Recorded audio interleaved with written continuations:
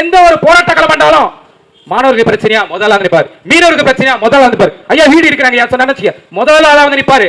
ஆனா ஓட்டம் மட்டும் தூக்கி திராவிடன்ஸ் திருட்டு பயிலுக்கு போட்டு வச்சிருவீங்க, எங்களை தூக்கி சுடுகாட்டுல போட்டுருவீங்க. அதுக்கப்புறம் நாங்க 5 வருஷமா கஷ்டப்பட்டு ஒரு போராட்டமா, ஏன்னா போராட்டம் சொல்லி நேர்ந்து விட்ட காலையில் நாங்க போராட்டமா சீமான கூப்பிடு, அப்பதான் அவர் வந்து பேசுவாரு. அங்க வந்து மக்கள் விழிப்புணர்வுப்பட்டு அரசாங்கம் அவரை பார்க்கும்.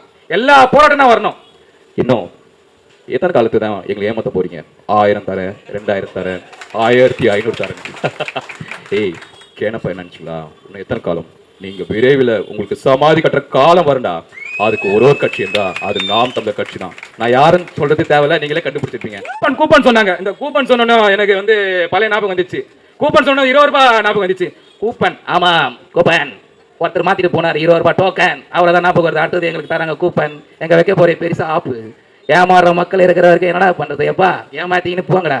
1008 கட்சிகள் வந்து இருப்பீங்க. உண்மையா யார் போறாரா, மக்கள் யார் நிக்கிறா, ஒருபோதும் நினைக்க மாட்டீங்களா? நீங்க எங்க சொந்தக்காரங்க பக்கா டிஎம்கே இருக்காங்க. சம்பாதிக்கணும்னு நினைச்சா அங்க போய் நான் சேர்ந்து சம்பாதிக்கலாம்.